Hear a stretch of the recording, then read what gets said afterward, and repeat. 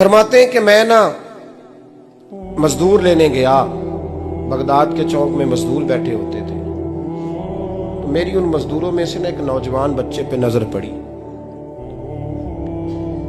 बड़ा कमजोर सा वजूद था, लेकिन चेहरे पर इबादत का निशान था। माथा बताता था कि नमाज का बड़ा ख्याल रखता है। मैं उसके करीब गया। चेहरे भी बड़ा कुछ बताते हैं ना, चेहरों में भी बड़ी रानाई होती है। फरमाते हैं मैं करीब गया, मैंने उसको कहा बेटे मजदूरी करोगे? तो कहने लगा मजदूरों में बैठा हूं तो हुजूर मजदूरी के लिए ही तो बैठा हूं। तो मैंने कहा कि चलो फिर। कहने लगा नहीं, मेरी कुछ शर्तें। मैंने कहा बताओ। कहने लगा पहली शर्त यह है कि लोग 4 दिनार दिहाड़ी लेते हैं, मैं 3 दिनार लूंगा। मैंने कहा यार बे तो बड़ी बेहतरीन है, बाकी भी इस तरह की रख ले। उसने कहा हुजूर दूसरी शर्त यह है कि मैं आपकी मुकम्मल बात मानूंगा, लेकिन जब अजान हो जाएगी फिर आपकी नहीं सुनूंगा। तीसरी बात उसने ये की कि हुजूर मैं आपके घर में काम करूंगा पर आपके किसी सवाल का जवाब नहीं दूंगा। कहते मैंने कहा यार तू बड़ा अजीब है, शर्तें तो मालिकों की होती हैं। कहने लगा जी बहरहाल मैं शर्तें लगा के जाता हूँ। फरमाते मैं उसे घर ले आया, काम मैंने उसको बताया, तो जो काम मजदूर सारे दिन में करता है ना उसने 2 घंटे में ही कर दिया। हमारे मजदूर सिगरेट पीने में भी तो आधा घंटा लगाते हैं, वो चाय पीने जाएं तो पौना घंटा वहां। उनको भी तो दयानतदारी करनी चाहिए कि नहीं करनी चाहिए? ने मुआहदा किया है ना जी, तो पूरा उतरना चाहिए ना। कहते 2 घंटे में। अब काम जब बंदा शुरू कराता है तो काम और निकल आता है। कहते काम मैंने उसको और बता दिया, वो करने लगा। उसने मिट्टी निकाल के रखी थी बाहर रास्ते में, तो अजान हो गई जोर की।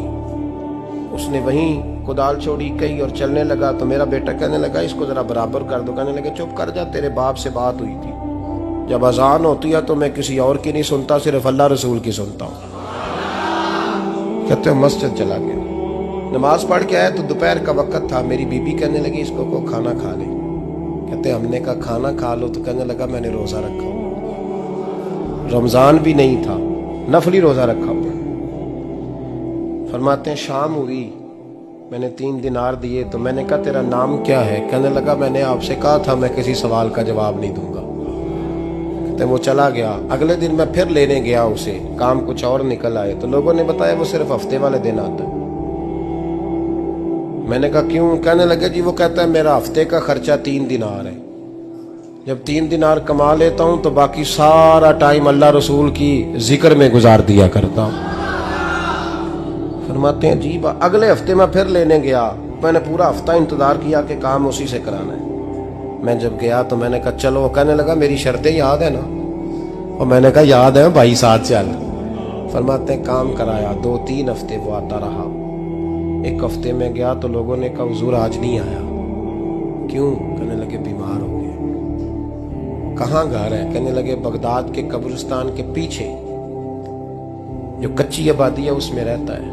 फरमाते मैं गया, दरवाजे पे दस्तक दी तो कहने लगा हुजूर आप हैं?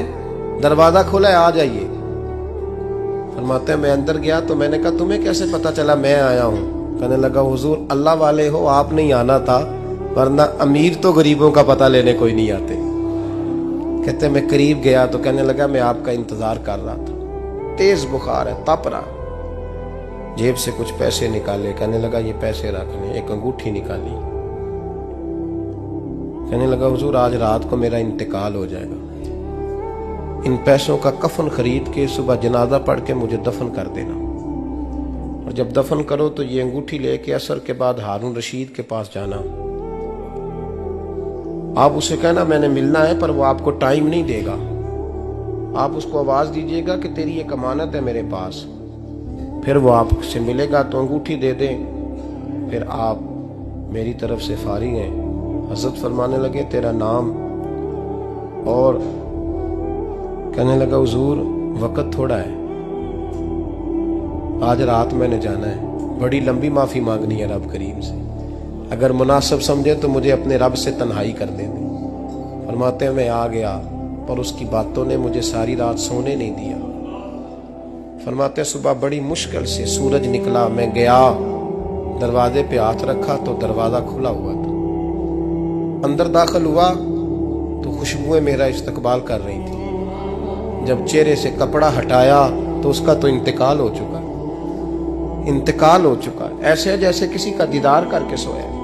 कहते मैं तो 2 आदमी ले गया था जनाजे पे, पर पता नहीं दुनिया किधर किधर से आई, कहां कहां से। अखां जदों मीटियां जमाना मैनू रोवेगा, अपना ते अपना बेगाना मैनू रोवेगा।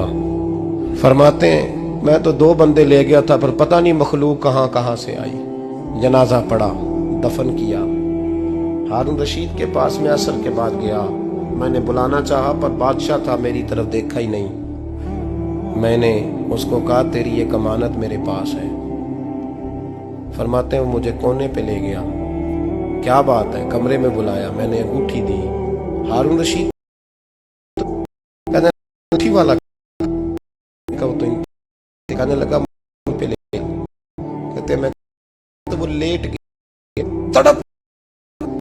मैंने कलेजा ना बताया, उन्हें बता कौन रशीद का बेटा था। कहने लगा हजरत भाई के पाठा करता था, उस कहता था बड़ी कर ली तुझ समेटेंगी, तब नहीं तू मैं समझा देता उसकी अम्मा थी। ये रो कहता तो आज बारगाह में एक चला लगा, फिर और मेरा और होने की गलती पास रह गई, गलती से अंगूठी लगा दे, बेटे ने वापस कर तड़प के कहा हार था तो बेटा मुर्शद नहीं भाई की तो बड़ी बाबा का था दाढ़िया का नेड़े इच्छा रह उठ फरीदा सुत्या खलकत वेखन जा, मते कोई मिल जाई बख्शिया ते तू भी बख्शिया जा। उठ फरीदा सुत्या झाड़ू दे मसीत, तू सुते रब जागदा तेरी डाडे नाल परीत। मेरा रब हमें भी अपनी बारगाह में कबूल फरमा।